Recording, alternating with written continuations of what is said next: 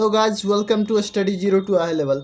आज के motivational dialogue के साथ आज शुरू करते हैं हड़प्पा सभ्यता के एमसीक्यू सीरीज। ये हिस्ट्री का एमसीक्यू सीरीज आज स्टार्ट हो रहा है। इसी तरह के हर चैप्टर का एमसीक्यू होगा जिसमें कि प्रीवियस ईयर में पूछे गए प्रश्न का विश्लेषण करेंगे, जिससे आपका सारा डाउट भी क्लियर हो जाएगा और क्वेश्चन भी हो जाएगा। और इसका जो है टेस्ट सीरीज आपको टेलीग्राम पर मिलेगा, वहाँ पर आप सेट भी बना सकते हैं क्विज फॉर्म में। तो चलिए आज स्टार्ट करते हैं।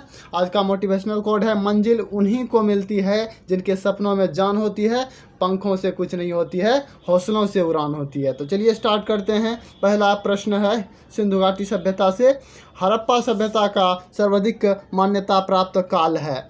तो हड़प्पा सभ्यता जो है वो जिसे सिंधु घाटी सभ्यता के नाम से भी जानते हैं और कांस्ययुगीन सभ्यता के नाम से भी जानते हैं, तो उसका सर्वमान्य काल है 2500 ईस्वी पूर्व से 1750 ईस्वी पूर्व। और देखिए, कोई भी सभ्यता होता है तो डायरेक्ट परिपक्व स्टेज में नहीं रहता, तो उसका पूर्व हड़प्पा काल, पूर्व हड़प्पा जो स्टार्ट हुआ है था वो 3300 बीसी से 2500 बीसी तक चला था। और परिपक्व हड़प्पा जो परिपक्व हो गया था उसका काल था 2600 से 1900 लगभग। और उत्तर हड़प्पा काल था 1900 से 1300। उसके बाद वैदिक युग स्टार्ट हो गया, आर्य का आगमन हो गया। तो चलिए अगला प्रश्न देखते हैं। सिंधु घाटी सभ्यता निम्नलिखित में से किस सभ्यता के समकालीन नहीं थी? यानी कि इनमें से कौन सा सभ्यता उस समय नहीं थी? तो इसका आंसर होगा ग्रीक की सभ्यता जो है उस समय नहीं थी। बाकी चीन की सभ्यता, मेसोपोटामिया की सभ्यता और मिस्र की सभ्यता तीनों उपस्थित थी उस समय। मिस्र जैसे कि आप जानते हैं अफ्रीकी देश है मिस्र, और यहाँ की सभ्यता बहुत ही पुरानी थी। मिस्र की राजधानी जो है काहिरा है। और ठीक है, आगे बढ़ते हैं। चीन का पता ही है, चीन का बीजिंग है, करेंसी है युआन, और मिस्र का करेंसी है पाउंड। ठीक है, आगे बढ़ते हैं। तीसरा क्वेश्चन है, सिंधु घाटी की सभ्यता कहाँ तक विस्तृत थी? तो सिंधु घाटी की सभ्यता जो है विस्तृत थी उत्तर में जो है जम्मू के मांडा से लेकर दक्षिण में दायमाबाद महाराष्ट्र, जो कि गोदावरी नदी के किनारे स्थित थी। और पूर्वी साइड में आलमगीरपुर उत्तर प्रदेश, जो कि हिंडन नदी के किनारे है। और सुतका गेंडोर जो है पश्चिमी साइड में, जो कि अफ़गानिस्तान में पड़ता है, तो ये इसकी पश्चिमी साइड थी। और इसकी सबसे बड़ी साइट थी राखीगढ़ी। अभी जो भारत में सबसे बड़ी साइट है राखीगढ़ी है। और लोथल जो कि आज़ादी के बाद सबसे बड़ी साइट है, सबसे ज़्यादा खुदाई वहाँ पर हुई है आज़ादी के बाद, जो कि गुजरात में है। चौथा प्रश्न है, सिंधु घाटी की सभ्यता में घोड़े के अवशेष कहाँ से मिले हैं? तो इसका आप गैस करके भी बता सकते हैं। देखिए, घोड़े का अवशेष जो है सिंधु घाटी सभ्यता में भारत में मूल रूप से नहीं मिली है। जो बंदरगाह वाले एरिया हैं वहीं से घोड़े का अवशेष मिला है। तो इस अनुसार से यहाँ पर ऑप्शन नंबर ए हो जाएगा आंसर, सूरकोतदा। और लोथल भी आप मार सकते हैं, लोथल में भी गोदीवारा था, यानी कि पतनम था, बंदरगाह था, तो वहाँ से भी घोड़े के अवशेष। और घोड़े मुख्यतः जो है इराक से आते थे पहले। नेक्स्ट है, सिंधु घाटी की स्थल कालीबंगन किस प्रदेश में स्थित है? तो कालीबंगन जो है, कालीबंगन स्थित है राजस्थान में। 1953 में इसकी खुदाई हुई थी और ये घग्गर नदी के किनारे है। अमलानंद घोष जो है इनके खुदाई करता थे। अब देखिए, कुछ ये देख लेते हैं, घोड़े का अवशेष वाला क्वेश्चन था, तो एक बार अवशेष पूरा देख लेते हैं, कहाँ से कौन सा अवशेष मिला था। तो देखिए, इसका लिस्ट भी आप लोग को दे देंगे, लिस्ट में देख सकते हैं। लोथल से जो है गोदीवारा मिला है, और फारस की मुद्रा मिला है लोथल से, और चावल और मम्मी यानी कि वो लाश जो होता है उसको सड़ने से बचाने के लिए उस पर लेप लगाया जाता है, पट्टी किया जाता है, उसको मम्मी बोलते हैं। तो लोथल से ये सभी चीज़ मिली थी।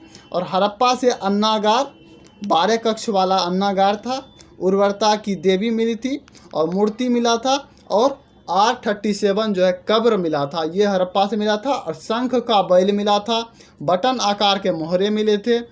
मोहनजोदड़ो से मिला था विशाल स्नानागार, अन्नागार मिला था। और नटराज की मूर्ति मिली थी। और पशुपति शिव जिसकी पूजा उस समय की जाती थी, और स्वास्तिक का चिन्ह भी मिला था, जो हम लोग आज यूज करते हैं स्वास्तिक का ये वाला चिन्ह, तो ये भी मिला था। और कांसा के नृत्य करती हुई मूर्ति भी मिली थी, जो कि अभी बर्मिंघम हाउस लंदन में रखा हुआ है। प्रत्येक मकान में कुआं का साक्ष्य भी यहीं से मिला था। प्रत्येक मकान में के कुआं था, ये मोहनजोदड़ो से मिला। और महाविद्यालय का साक्ष्य भी मिला है। और श्रृंगार बॉक्स जो होता है, जो औरत श्रृंगार करती हैं, वो भी मिला था मोहनजोदड़ो से।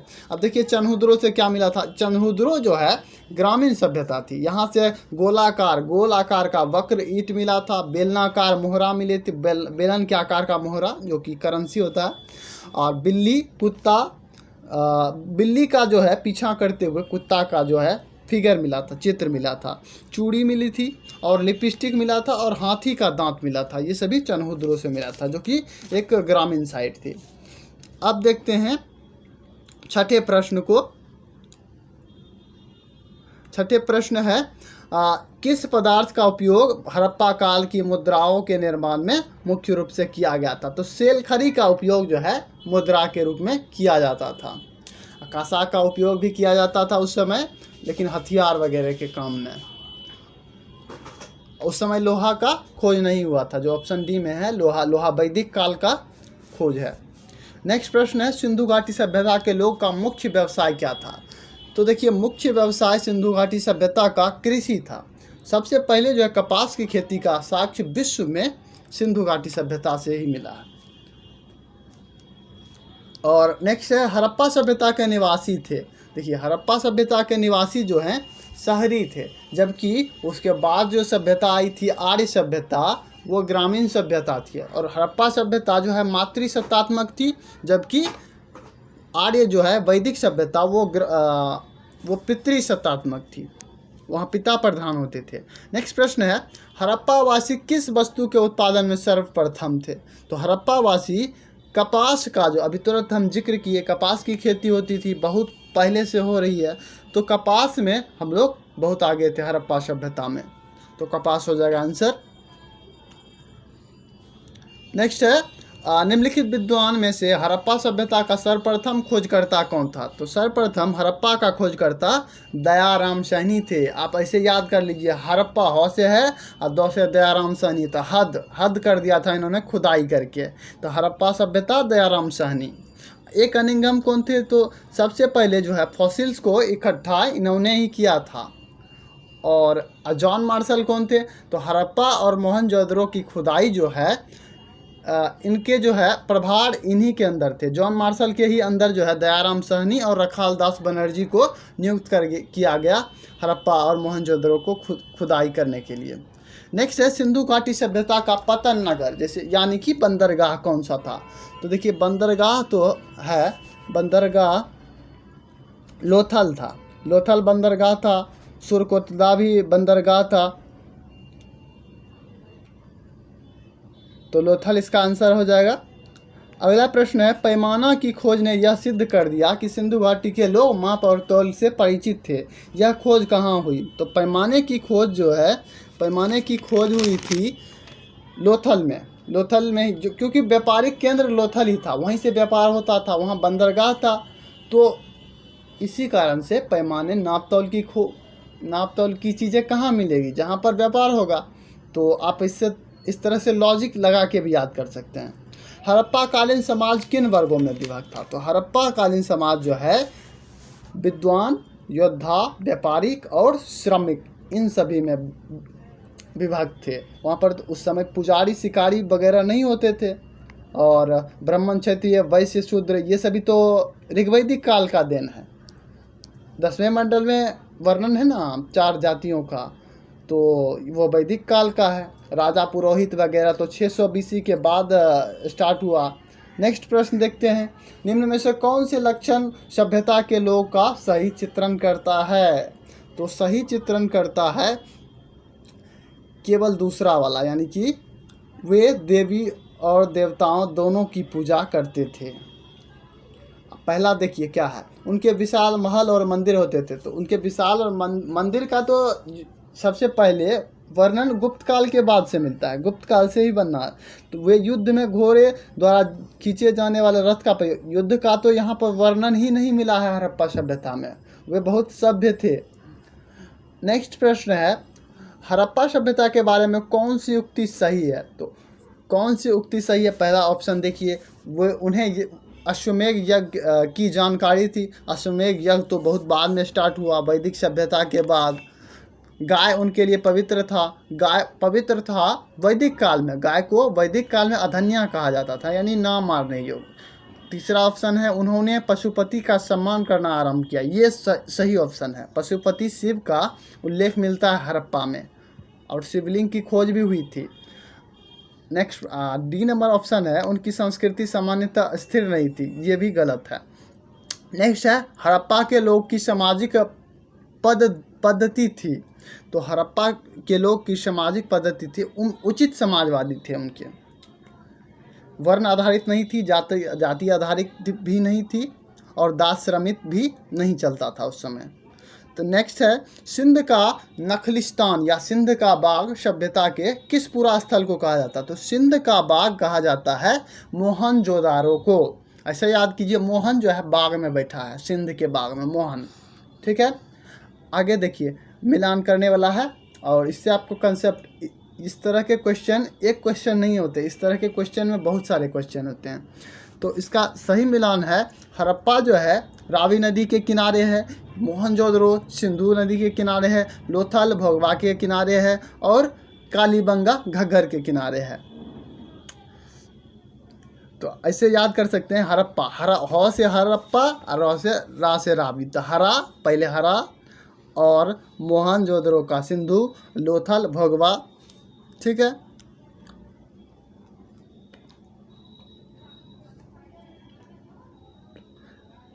नेक्स्ट प्रश्न है, हड़प्पा सभ्यता के अंतर्गत हल से जोते गए खेत का साक्ष्य कहाँ से मिला? तो हल से जोते गए खेत का साक्ष्य मिला है कालीबंगा से। कालीबंगा, काला रंग का हल था, उससे जोत दिया। ठीक है, नेक्स्ट है, सैंधव सभ्यता की ईंट का अलंकरण किस स्थान से मिला है?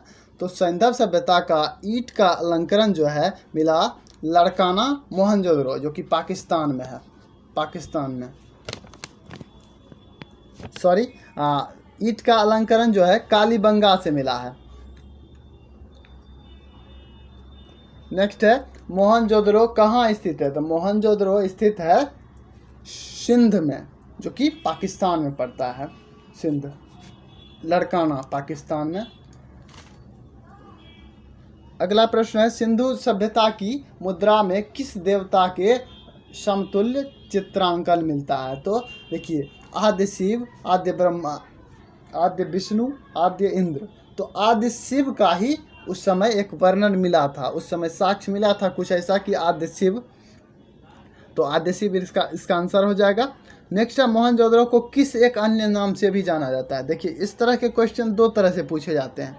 एक पूछा जाएगा मोहनजोदड़ो को किस अन्य नाम से पूछा जाता है, तो उसमें आपको मृतकों का टीला मारना है। और मृतकों का टीला इसलिए इसको कहा जाता है कि यहाँ पर जब खुदाई हो रही थी तो बहुत सारा कंकाल मिला था, इसीलिए इसको मृतकों का टीला कहा जाता है। नेक्स्ट है, हड़प्पा सभ्यता का प्रचलित नाम क्या है? देखिए, ये प्रश्न दो तरह से पूछा जा सकता है। हड़प्पा सभ्यता का प्रचलित नाम पूछेगा तो आपको सिंधु सभ्यता बोलना है। अगर सिंधु सभ्यता का प्रचलित नाम पूछे तो हड़प्पा सभ्यता बोलना है। ठीक है, समझ गए? ठीक है, आगे बढ़ते हैं। मंजिल के लिए आधे रास्ते जाकर कभी वापस नहीं लौटना, क्योंकि वापस उतना ही लौटना पड़ेगा जितनी दूर आगे चलकर आए हैं। तो यानी कि आगे आप एक बार कदम बढ़ा लिए तो आगे जितना भी संघर्ष करना पड़े, मंजिल पाकर ही लौटेंगे। ठीक है, आगे बढ़ते हैं अगले प्रश्न की ओर। सैंधव स्थल के उत्खनन से प्राप्त मोहरे पर निम्नलिखित में से किस पशु का सर्वाधिक उत्खनन हुआ है? तो सबसे अधिक उत्खनन हुआ है बैल का। उस समय क्योंकि हाथी का तो यहाँ पर साक्ष्य नहीं मिला है, शेर का भी नहीं मिला है, घोड़ा तो बाहर से ही आता था, तो बैल का साक्ष्य मिला है, कुबड़ वाले बैल का। नेक्स्ट है 26वां प्रश्न, सिंधु घाटी सभ्यता जानी जाती है तो अपने नगर नियोजन के लिए जानी जाती है, क्योंकि वहाँ पर जो नगर नियोजित हुई थी सिंधु घाटी सभ्यता में, वो स्प्रेड के फॉर्म में थे, यानी कि एक जाल था स्ट्रेट लाइन में, सड़कें एक दूसरे को 90 डिग्री एंगल पर काटती थी, ठीक है। तो वो एक शहरी सभ्यता थी और अपने नगर नियोजन के लिए जानी जाती थी।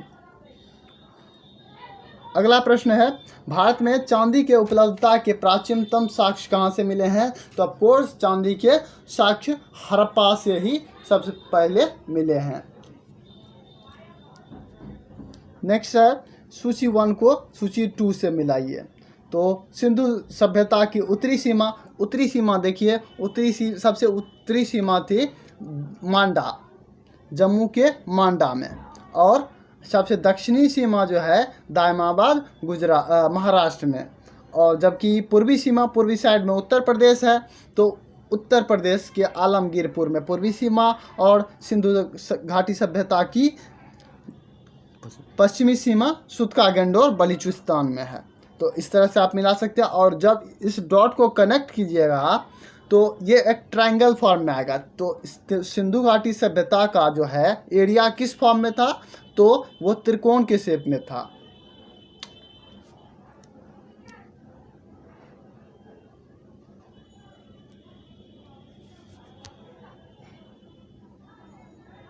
मांडा किस नदी के किनारे स्थित था? तो देखिए, मांडा स्थित था चेनाब नदी के किनारे में। रोपड़ जो है सतलज नदी के किनारे, हड़प्पा रावी नदी के किनारे, मोहनजोदड़ो सिंधु नदी के किनारे, ये सभी देख लिए। अब एक बार देख लेते हैं, जितने भी साइट हैं वहाँ की स्थिति देख लेते हैं। ये भी प्रश्न पूछा जाता है, आपको इस लिस्ट से देख लेना है। देखिए, कालीबंगा जो है राजस्थान के गंगानगर जिला में स्थित है, और ये 1953 में इसकी खोज अमलानंद घोष ने किया था।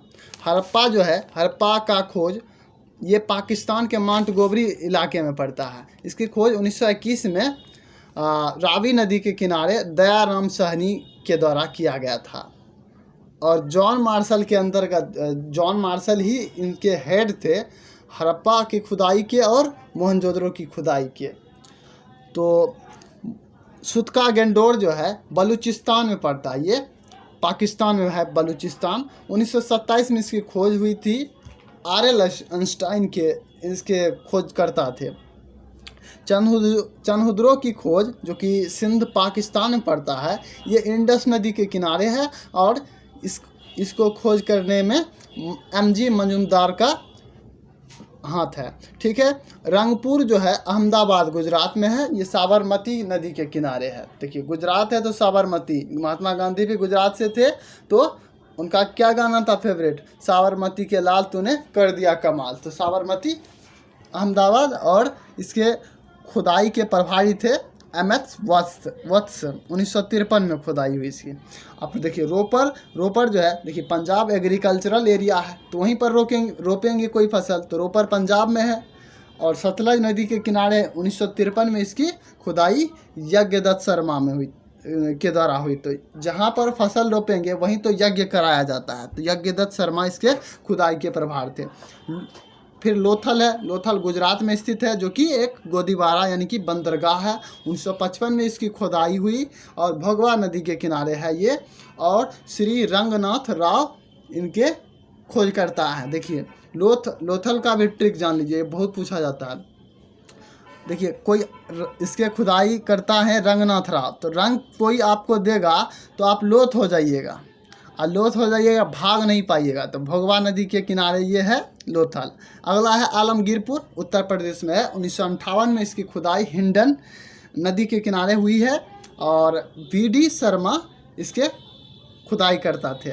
बनवाली हरियाणा में है 1973 में, और सरस्वती नदी हरियाणा, देखिए सरस्वती नदी जो है पूर्व में, ये अभी तो विलुप्त हो चुकी है, लेकिन पहले ये हरियाणा और राजस्थान से होते हुए बहती थी और सिंधु नदी में मिलती थी, ऐसा संभवतः प्रतीत होता है। इसके खुदाई करता थे आर.एस. विस्ट। नेक्स्ट है धौलावीरा। धौलावीरा गुजरात में है, 1990 में इसकी खुदाई हुई थी, और ये भगवा नदी के किनारे है, और इसके खुदाई करता है आर.एस. विस्ट। अगला साइट है राखीगढ़ी। राखीगढ़ी सबसे बड़ी साइट है अभी, और क्षेत्रफल के अनुसार से ये हरियाणा में स्थित है, और 1990 में इसकी खुदाई स्टार्ट हुई थी। सरस्वती नदी, देखिए ये भी हरियाणा में है, तो सरस्वती नदी के किनारे कहीं कहीं घग्घर भी लिखा मिलेगा आपको। तो इसके खुदाई करता थे रफीक मुगल। चलिए आगे बढ़ते हैं। तीसरा क्वेश्चन था कि हड़प्पा स्थल रोपड़ पंजाब किस नदी के किनारे था। तो अभी क्लियर हो गया होगा आपको, रोपड़ सतलज नदी के किनारे है। अगला क्वेश्चन है, हड़प्पा में एक उन्नत जल प्रबंधन प्रणाली का पता चलता है। तो ये पता चलता है धौलावीरा में। ऑप्शन नंबर ए इसका आंसर हो जाएगा। नेक्स्ट प्रश्न है, हड़प्पा के मिट्टी के बर्तन पर सामान्यतः किस रंग का उपयोग हुआ था। तो हड़प्पा के मिट्टी के बर्तन पर लाल रंग का उपयोग हुआ था, जबकि बाद में जो है धूसर रंग का प्रयोग हुआ था वैदिक काल के आसपास। नेक्स्ट है, सिंधु घाटी सभ्यता की विकसित अवस्था में निम्नलिखित में से किस स्थल में घरों में कुआं के अवशेष मिले। तो घरों में कुआं के अवशेष अभी हमने पढ़ा था, मोहनजोदड़ो के प्रत्येक घर में एक कुआं का साक्ष्य मिला है। अगला प्रश्न है, सिंधु घाटी सभ्यता को खोज निकालने में जिन दो भारतीय का नाम जुड़ा है। तो हमने डिस्कस किया है, जॉन मार्शल के अंतर्गत दो भारतीय थे, दयाराम साहनी और रखाल दास बनर्जी। तो इसका आंसर हो जाएगा ऑप्शन नंबर ए। अगला प्रश्न है, रंगपुर जहां हड़प्पा की समकालीन सभ्यता थी। तो रंगपुर कहाँ है। तो रंगपुर है अहमदाबाद गुजरात में। तो इसका आंसर हो जाएगा सी नंबर ऑप्शन, सौराष्ट्र में गुजरात में है रंगपुर। अगला प्रश्न है, निम्न में से किस पशु की आकृति जो मोहरे पर मिली थी उससे ज्ञात होता है कि सिंधु घाटी एवं मेसोपोटामिया की सभ्यता के मध्य व्यापारिक संबंध थे। तो ये बैल की जो है मिली थी, तो उसी से पता चलता है। तो उसमें देखिए, सिंधु घाटी सभ्यता की जो करेंसी थी, तो उसमें 4 पशु का वर्णन है। बाघ का है, हाथी का, गेंडा का और भैंसा का है। मोहरा चकोर आकार का था, उसी में इस सब का है। तो बैल हो जाएगा इसका आंसर। नेक्स्ट है, सिंधु घाटी के लोग विश्वास करते थे आत्मा और ब्रह्मा में नहीं होगा ये, कर्मकांड भी नहीं होता था, यज्ञ प्रणाली भी नहीं होती थी। तो मातृशक्ति, उस समय माता की पूजा की जाती थी, मातृशक्ति। और उस हड़प्पा सभ्यता जो है मातृसत्तात्मक थी, जिसमें माता के द्वारा घर का हेड माता होती थी। नेक्स्ट है, निम्नलिखित पशु में से किस एक का हड़प्पा सभ्यता में पाई मुहर और टेराकोटा की कलाकृति में निरूपण या अंकन नहीं हुआ है। कौन सा अंकन नहीं हुआ, अभी तुरंत हम लोग डिस्कस किए किसका किसका अंकन हुआ है। तो बाघ, हाथी, गेंडा और भैंसा का अंकन हुआ। तो इसका आंसर क्या हो जाएगा, इसका आंसर हो जाएगा शेर। शेर नहीं मिला है। नेक्स्ट प्रश्न है, किस हड़प्पा कालीन स्थल से युगल समाधान मिले हैं, यानी कि 2 कपल्स को, यानी कि 2 व्यक्ति को साथ में दफनाया गया हो। तो इस ऐसा साक्ष्य मिला है ऑप्शन नंबर सी, लोथल से। अगला प्रश्न है, कपास का उत्पादन सर्वप्रथम सिंधु क्षेत्र में हुआ, जिसे ग्रीक या यूनान के लोग किस नाम से पुकारते थे। तो कपास को ग्रीक या यूनान के लोग सिंडन के नाम से बताते थे, सिंडन। अभी कॉटन कहा जाता है। नेक्स्ट प्रश्न है, हड़प्पा के काल का तांबे का रथ किस स्थान से प्राप्त हुआ। तो तांबा का रथ प्राप्त हुआ था दैमाबाद से, दैमाबाद जो कि महाराष्ट्र में है, वहाँ से प्राप्त हुआ तांबे का रथ। नेक्स्ट प्रश्न है, हड़प्पावासी किन किन धातुओं का आयात करते थे। उत्तर कूट में दे। देखिए, हड़प्पावासी जो है आयात करते थे 1, 2 और 3 तीनों का। चांदी का भी आयात करते थे, टीन का भी आयात करते थे और सोना का भी आयात करते थे। लाजवर्द का भी आयात करते थे मेसोपोटामिया से। तो ये सभी हो गया। नेक्स्ट प्रश्न है, अफगानिस्तान स्थित सिंधु सभ्यता के स्थल कौन से है। तो अफगानिस्तान में कौन सा है। तो अफगानिस्तान में स्थित है ए और बी दोनों, मुंडी गाक और सुरतागोई, ये दोनों अफगानिस्तान के साइट हैं। अगला प्रश्न है, किस हड़प्पाकालीन स्थल से पुजारी की प्रस्तर की मूर्ति प्राप्त हुई। तो पुजारी की प्रस्तर की मूर्ति प्राप्त हुई है हड़प्पा से। अगला प्रश्न है, किस हड़प्पाकालीन स्थल से प्राप्त जार पर चोंच में मछली दबाए चिड़िया और पेड़ के नीचे खड़ी लोमड़ी का चित्रण मिलता है, जो पंचतंत्र के लोमड़ी की कहानी का सदृश है। तो पंचतंत्र में लोमड़ी का कहानी एक दिया हुआ है, तो उसका सदृश हड़प्पा में मिला है लोथल से। ठीक है, अगला प्रश्न है स्वतंत्रोत्तर यानी कि स्वतंत्रता के बाद भारत में सबसे अधिक संख्या में हड़प्पा युगीन स्थलों की खोज किस प्रांत में हुई? तो सबसे ज़्यादा हड़प्पा की खोज स्वतंत्रता के पश्चात गुजरात राज्य में हुई, और सबसे बड़ा जो है राखीगढ़ी जो कि हरियाणा में है। निम्नलिखित में से किस फसल हड़प्पा कालीन लोग का मुख्य खाद्यान्न कौन सा नहीं था? तो जो है चावल जो है हड़प्पा काल का मुख्य खाद्यान्न नहीं था, तो चावल हो जाएगा आंसर। अगला प्रश्न है सिंधु घाटी की सभ्यता के संदर्भ में कथन पर विचार कीजिए। देखिए, ये यूपीएससी में पूछा गया प्रश्न है। तो पहला कथन है, यह प्रमुख लौकिक सभ्यता थी तथा उसके धार्मिक तत्व यद्यपि उपस्थित था, वर्चस्वशाली नहीं था। और दूसरा कथन है, उस काल में भारत में कपास से वस्त्र बनाए जाते थे। तो ये दोनों कथन जो है सही है, क्योंकि उस समय लौकिक सभ्यता थी और उसमें धार्मिक तत्व जो है उसका वर्चस्व नहीं था। अगला प्रश्न है 49वां, चनहुद्रों के उत्खनन का निर्देशन किसने किया था? चनहुद्रों की खुदाई अभी हमने डिस्कस किया था, J.S. मैके ने किया चनहुद्रों की खुदाई, जो कि एक ग्रामीण सभ्यता थी। नेक्स्ट है लास्ट आज का प्रश्न, सिंधु घाटी सभ्यता के लिए मेसोपोटामिया रिकॉर्डोन में किस शब्द का प्रयोग किया गया है? तो ये किया गया है मेलुहा शब्द का, मेलुहा नाम से वहाँ पर वर्णन किया गया वहाँ के अभिलेख से। देखिए, ये हमारा टेलीग्राम लिंक दिया हुआ है यहाँ पर स्टडी 02 हाई लेवल के नाम से, और हमारा यूट्यूब चैनल भी सेम नाम से है स्टडी 02 हाई लेवल, और फेसबुक ग्रुप है हमारा स्टडी 02 हाई लेवल के नाम से ही। इसमें 2000 से अधिक मेंबर जुड़ चुके हैं, आप भी जुड़िए। इसमें डेली करंट अफेयर्स अपडेट होते रहते हैं और सभी परीक्षाओं से संबंधित अपडेट दिया जाता है। धन्यवाद।